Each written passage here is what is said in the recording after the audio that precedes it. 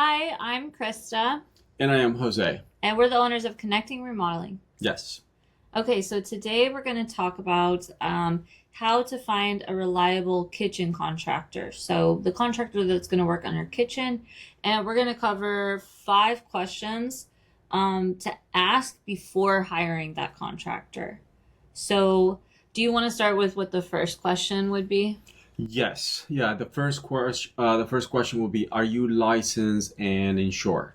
Yeah, I think we talk about that a lot, but make sure that whoever you're hiring to work on your kitchen, the place where you probably spend a majority of your time, as most people do, because the kitchen is like where we all hang out, we Like snack. like 3/4 of our life. Yeah, exactly. Like it's so you want to make sure that whoever you're hiring is licensed.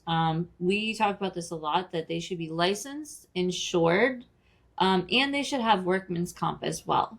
So when you're asking them, you should make sure to get their license information so you can actually look it up Hmm. on the CSLB's website. That would be the Contractor State License Board. Correct. And you can just run a quick check with their license number. You can pull up their name. So, like, if you looked up Jose's name or my name, you can pull it up and see us. You'll find our company. Or the Yeah. company name, yeah. Yeah. That's, I highly recommend that. Don't just ask if they're licensed, actually check if they're licensed, right? Yes. Yes. That should be something that should not be denied. It will be given to you if the contractor has the proper, documentation to proceed.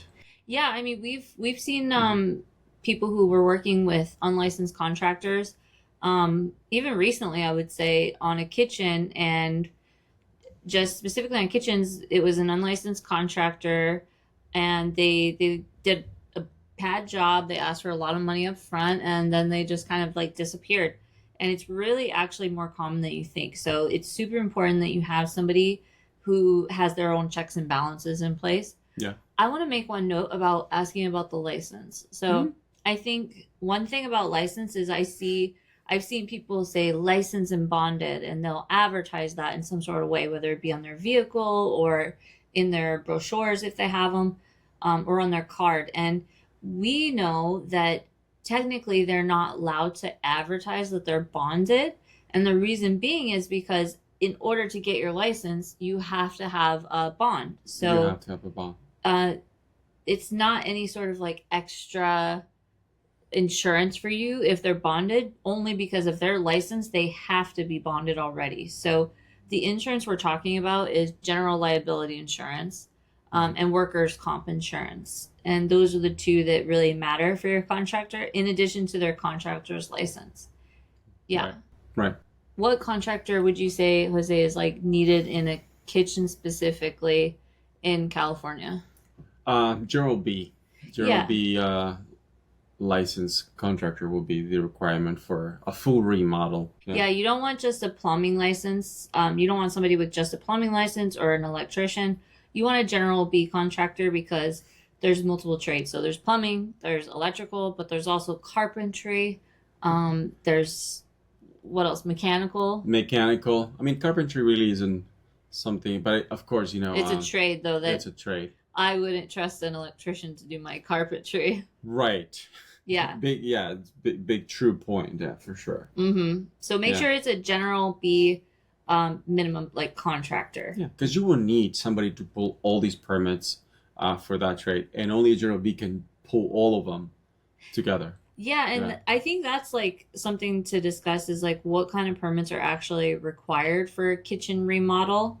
And that would be I kind of, it's kind of similar to some of the other ones, but that would be a building permit would be required. And if you live, and that's if you live in a single family style home, but if you also live, and that would be a combined building permit. A combined building permit. But if you live in a condo, you're also required to have A building permit plus every other trade that So, requires permits, you have to plumbing, pull them separately. electrical. Mechanical. Yeah, so that would be just for a combo. So most of the time, a combined building permit is enough in a single family home, though. Yeah. So we covered insurance. We covered, are you licensed? When you ask for the license, make sure you're going to the Contractor State License Board, the CSLB, to check their actual license number, because we've actually seen that before too with a couple subs were saying they were licensed and even advertising a contractor's information, but we checked and it was just made up. So definitely check. If you asked us, we'd always just give it to you, obviously. And then if somebody is like, and you're asking somebody for like, are you licensed, are you insured, and they're kind of like wishy-washy about it, I would say that's like That's a red flag. that's a big red flag right Yeah. there. Yeah, and don't skip this process. Do go through this process, because that's the one that is gonna put the aces in places for Yeah. you to keep moving forward for the next questions you need to keep asking, because you're not done just yet. Yeah, and I think also like if somebody's being like wishy-washy or trying to dodge your question if they're licensed, it can be uncomfortable. I understand to like ask people like, are you licensed? But If you have it, you have it. if you have it, like if somebody asked us, we're proud of our license. We worked hard to like get our license. We make sure to hold up the integrity behind it. And Yeah. so I think That's a lot of work. yeah, so I think there's nothing wrong with asking somebody who's licensed. If somebody's taking that as a rude question or a lack of trust, then they themselves probably shouldn't be trusted. It's not a big deal for us to give out our license info and share that with people that we're potentially going to work with. We understand it's a collaboration, so Yes. we want to make people feel safe, and we want them to feel trust, and we're in your home, so Yeah. and in your kitchen, and half the time if you live there, what are you going to do? You want to make sure that someone you trust is working on your kitchen. So what's another question that we could tell them to ask? Yeah, so another good question that would be to that contractor is, what is your experience and kitchen remodels specifically? Yeah, so also, yeah, on that topic, so just asking like what's your experience with kitchen remodels. A lot of contractors probably have experience on kitchen remodels, but let's be specific also too, like what kind of kitchen. Are we doing custom carpentry? Are we moving plumbing and stuff? Some contractors have worked on kitchens and they've only, let's say, painted some cabinets. Right. Or Yeah. just kept everything in place. And Yeah, if you're going through something where you're fully gutting and replacing plumbing, new vents, Moving. moving walls, yeah, you want to know their experience there. their experience there, of course. And then in those questions, is like, how many kitchens, have you done in the past? The time you've been as a contractor, also just in the past year.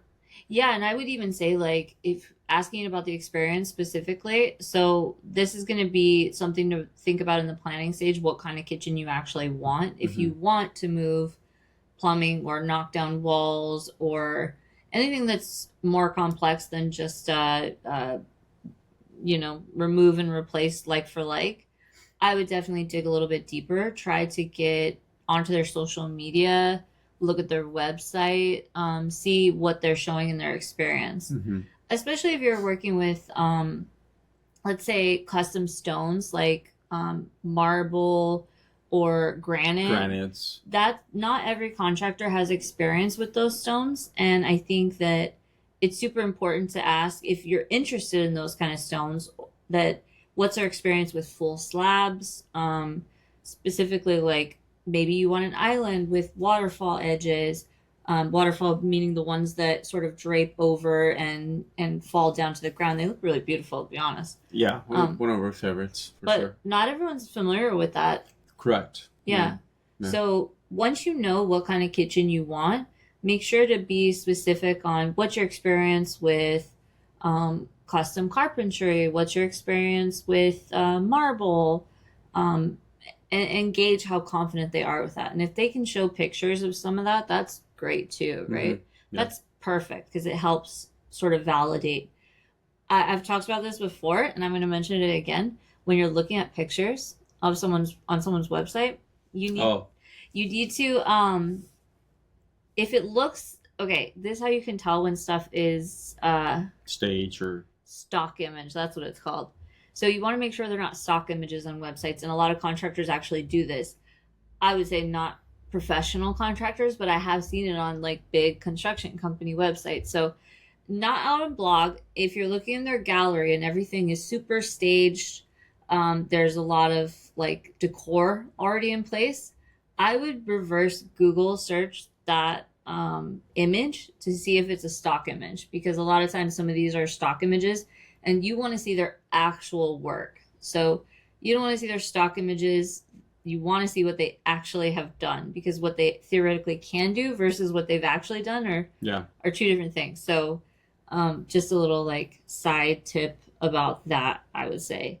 Mm. And not everyone knows how to do like full kitchen remodels, so that's why No. digging deep is super important, because there's a lot of custom stuff sometimes in kitchens. And those are good questions to have, because just like there is another good question is, what problems have you guys have come across while doing these kitchen remodels, and how have you solved them?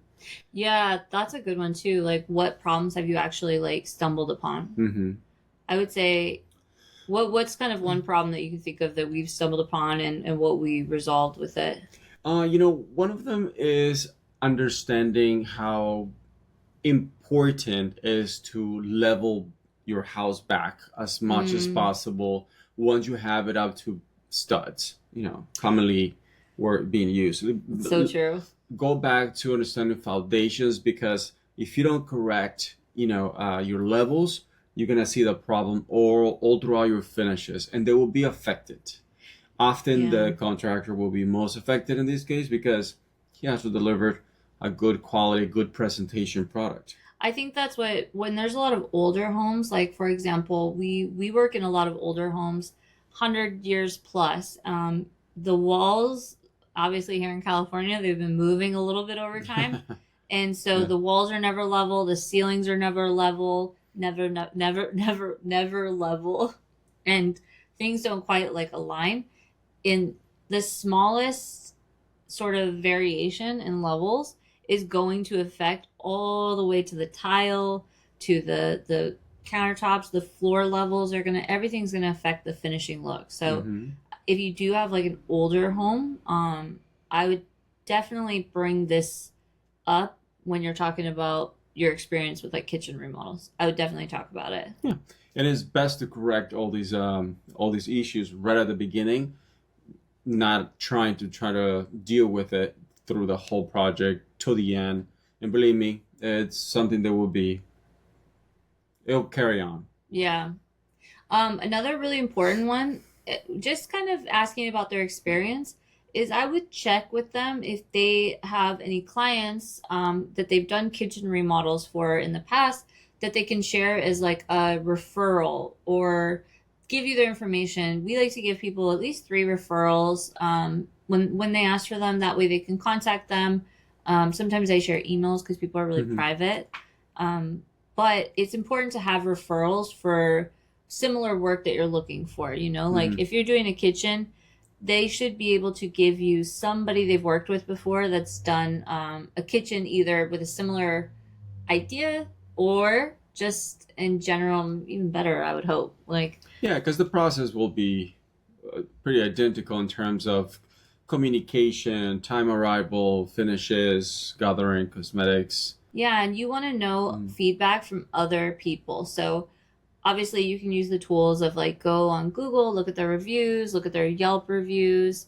But overall, I think that we want to talk to actual clients of theirs in the past that have something to say. Yeah. It's important to get that information, especially if they're new.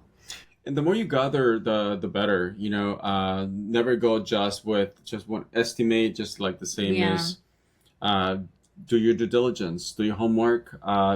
At least minimum 3 estimates. It should be ideal.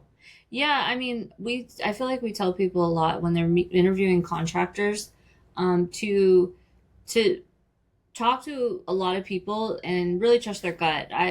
3 is the average that people say you should talk to, but if you haven't found somebody by 3, you don't have to pick from those 3. You can find somebody else. It's your kitchen, you're investing. Kitchen remodels average about 50 grand plus these days. So you're averaging like starting at say 50 grand here in like Los Angeles and upwards of infinite depending on what you want. So you want to make sure that you're really taking the time to get people that meet your needs properly. Correct. I will say, like, one thing I'm really like proud of with our like experience with people is just our trust overall. Like, we've been able to work our way to have clients who we communicate regularly with, but they have literally like mailed us their keys and they're like, remodel this home for us.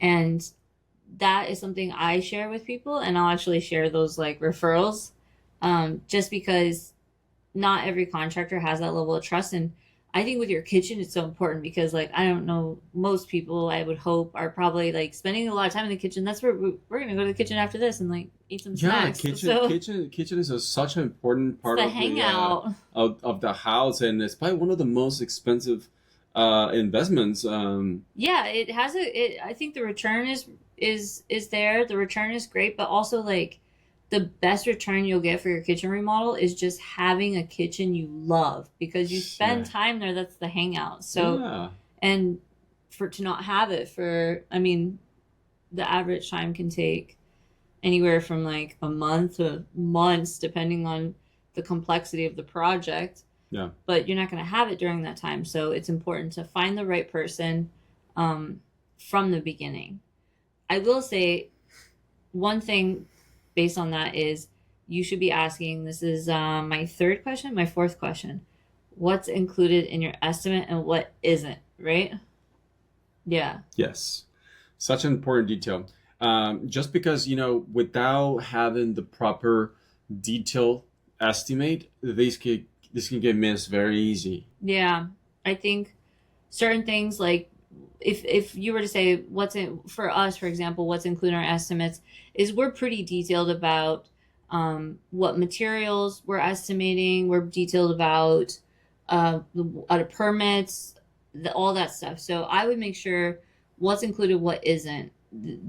Make sure they're very specific about it. Like, oh, it includes everything. That's not really an answer, but make sure that when you see their estimate, that it shows it's mentioning permits in some way, it's mentioning inspections in some way. We like to add a contingency to ours, so that way if any change orders pop up, because plumbing, you can prepare for that financially without having like a huge surprise, and that's really helpful for a lot of people. Mm-hmm. And in all honesty, like for our contingency, most of the time it ends up going to stuff that people wanted to do because they're excited, and we're, seeing the process, and they're like, what, can we also do this thing in my bathroom at the same time? Yeah. And it kind of like ends up going to, or can I also add some extra shelving or something? So it kind of always gets added that way, but we also use it for change orders just in case those are needed. And I think just to ask about what's in the estimates, change orders are a big one too, right? Like how that works. That these say goes always good. Is better to have it, needed and not have it than have it and not need it. Wait, no, it's have it and not. You want to have it and not need it, and then you want to or then need it and not have it. Okay, there you go. Whatever. Yeah, no, it's the principle that has to be accepted there. Okay, what are some other things that don't commonly get missed in estimates that are important to bring up when you're finding out what should be in the estimate, what's included, what's not included? What are some other things that kind of can get missed from time to time that people should be asking their contractors? Aesthetics. Appliances. Aesthetics.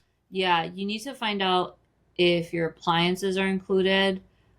Sometimes, a lot of times they're not, because appliances, everyone's super particular about what they want, and the cost can skyrocket heavily. So I think most contractors typically don't include appliances, or they need to mention some type of appliance is not included, right? Correct. And this is where you should be able to see some sort of information related to this topic.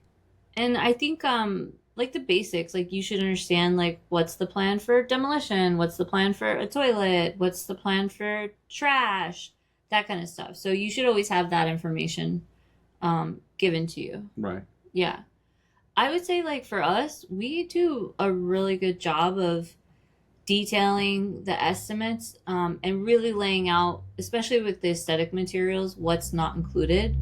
We make sure to list that because we want people to do the purchasing for the aesthetic materials, whether we do it or they do it prior to the job, so we can really, really plan what the final layout's going to look like. And when I talk aesthetics, I'm talking about stone, faucets, sinks, hardware, tile, vanities, yeah, most likely. Yeah, and glass. Where's the glass going? Well, depending if there's like upper cabinets, might have. Oh yeah, true. Glass or yeah. I'm like, where's the glass going? Some upper cabinets have just doors. That's true. You're building a majestic kitchen right now in your head. I like glass. Yeah, me too. Except I don't like cleaning it. Yeah, that's true. That's true. Yeah. Okay, so another thing you need to ask your kitchen contractor.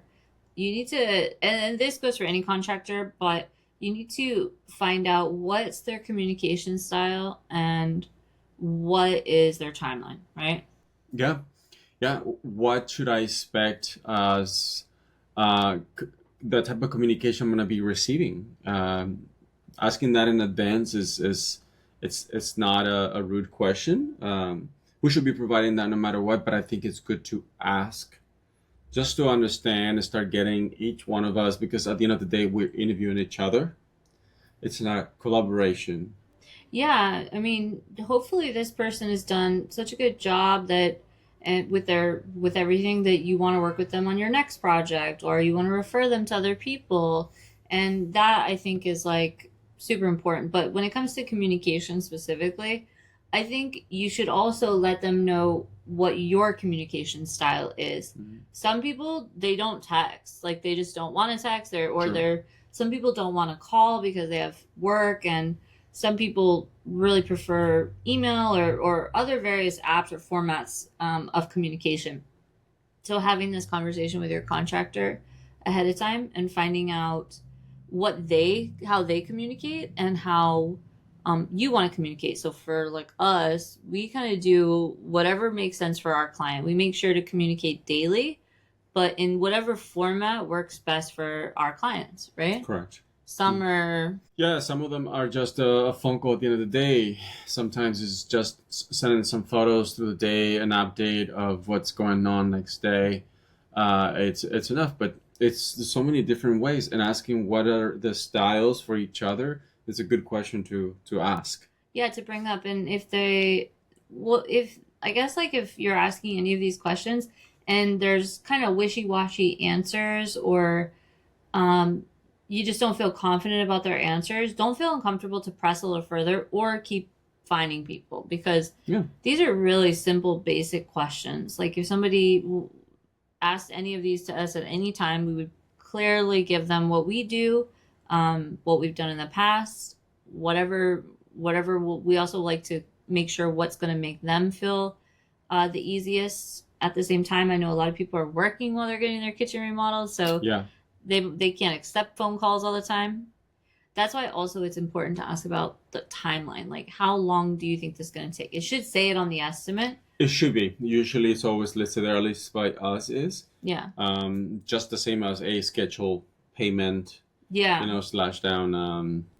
Yeah, you need to have a clear timeline of how long is this actually going to take. So with other parts of the house, it's different. When you have a kitchen, you're not going to be able to access it at all. It's typically not a thing where, like say you have a laundry room nearby, or you have your refrigerator it's going to have to be moved into a different place most likely. This is not something you want to do in parts.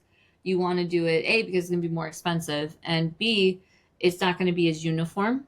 And so you want to get it done clean, fast, and just without delays, because you're trying to live in your kitchen at the same time. So it's important to understand the timeline, because people have to eat. They're going to have to order out every day unless you live somewhere else. So that's really important to talk about, is what does the timeline look for this? I have another one. Yeah. Who do I call if there is a problem? The reason I say that is because when there's just one person answering the calls, I think personally it's always good to have more than one person that I can call if something goes wrong. Yeah, and or if there's like a delay, how are delays handled? For us, when we have a delay, which it happens, sometimes things get delayed, and we'll, communicate, hey, we feel really proud to get stuff done pretty quickly, and I feel pretty proud that we have delivered faster than we said we would sometimes. And when there is a delay, though, we make sure to communicate that with the client right away. So asking how delays are handled or who do I call if there's a problem. Hmm. For us, there's two of us available to make calls to at all times. So if one of us doesn't answer, the other one does. And it's just kind of like that. And it helps people have a sense of ease about the kitchen remodel as a whole. But if this contractor is actually doing the work all day, and sometimes at more than one job site, they might not answer your phone call. So if you're concerned about something, especially when there's plumbing, electrical, gas involved, you want to make sure that you know who to call and seriously focus on the communication. Yeah. I think that's one of the most important parts. I want to think about like what kind of little tips can I mention about kitchens specifically. For me, I would say one of my tips that I could offer is to like make sure you have a clear idea of what you want it to look like. There's a lot of decisions that need to be made when redoing a kitchen. And if you are questioning a lot of decision making, I highly recommend getting an interior designer involved. They will think about lighting, they will think about placements, they'll also even think like down to like how many dishes do you have and where do you want things. And that can be overwhelming for some people. Yeah. But I think having an interior designer involved in those is really important. They can help you pick out stone. They can make just the process of design easier and more fun. As contractors, our biggest focus is functionality and finished look. So we obviously want to make sure that everything's done safe and clean. That's a big one. But design choices, I would highly always recommend getting a designer involved for big design decisions. Right. Yeah. What about you? Do you have any pro tips? Yeah. Overall, you're ready to start when you already have everything with you. Your contractor has everything with you. If something's still in the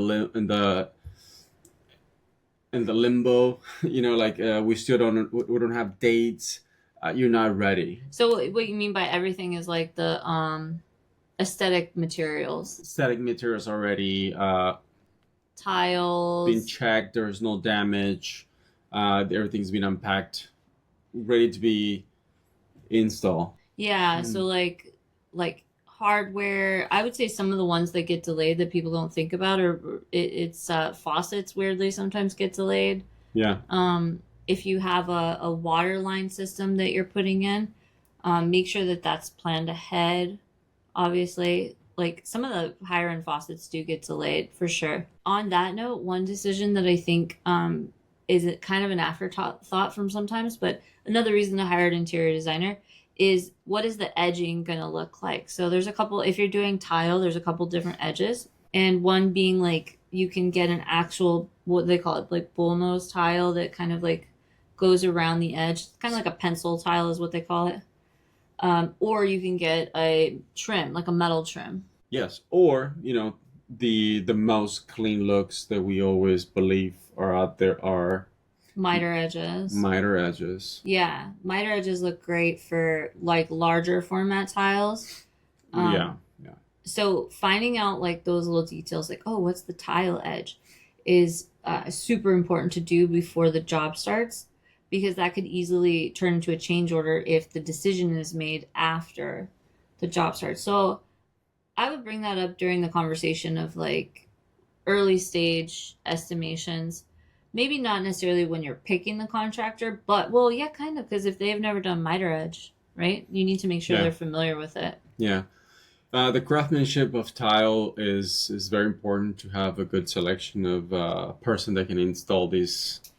Yeah, if you want let's say you want a specific stone, like we said, talk about or ask about like marble, granite, whatever. If you like a stone that's a little bit more is natural, and then versus man-made, a lot of people don't know how to deal with that. So if you wanted it installed on walls, that can be a different thing as well. So make sure you're kind of like really finding out what they're familiar with.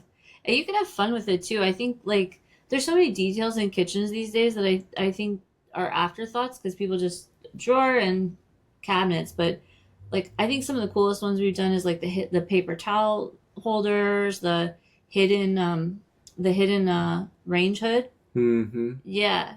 You can make your kitchen look really sleek if it's planned out properly ahead of time. Yes. Yeah. Yes. And definitely don't forget about a pantry because pantries are necessary. Correct. Some people, I feel like pantries are an afterthought sometimes. Yeah, but pantries are really kitchen saviors. Yeah, where are you going to put the mac and cheese? Yeah, of course.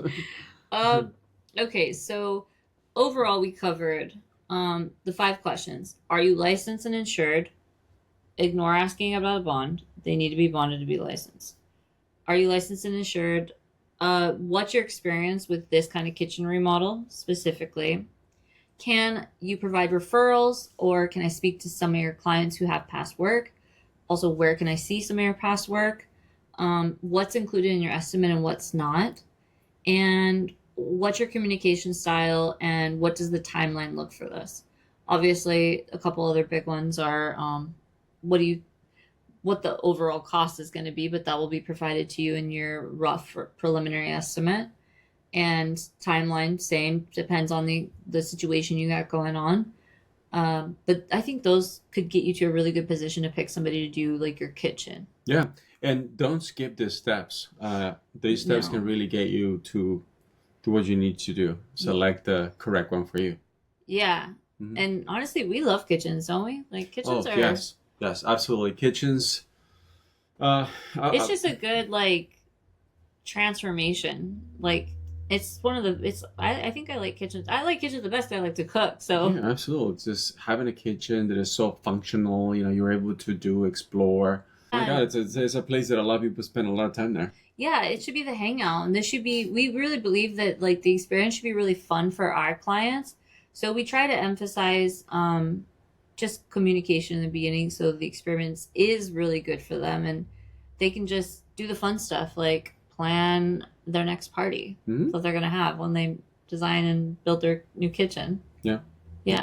That's what their problem should be. Yeah, that's what the client's problem should be Mhm. is planning the party. So after you get your contractor, then you can plan your nice what is it? Like get together banquet? I don't know what it's called. In house party? House kitchen warming party. Kitchen warming party, yeah. So if you want to like see or any of the kitchens we've done, we have a couple of them on our website, and which is www.reconnecthome.com. And you can also just like contact us. Our info's on our website. We're Connecting Remodeling. Our phone numbers are on there. Our emails are on there. We're very accessible, and you can go on our socials, see some fun stuff. We like to talk to people, and we'll talk kitchens all day. He'll talk about building kitchens, and I'll talk about cooking because I love cooking. So, yeah, reach out to us if you have any questions. We would love to help you. Yes, absolutely. All right. Thank you. Thank you. Bye. See you next time.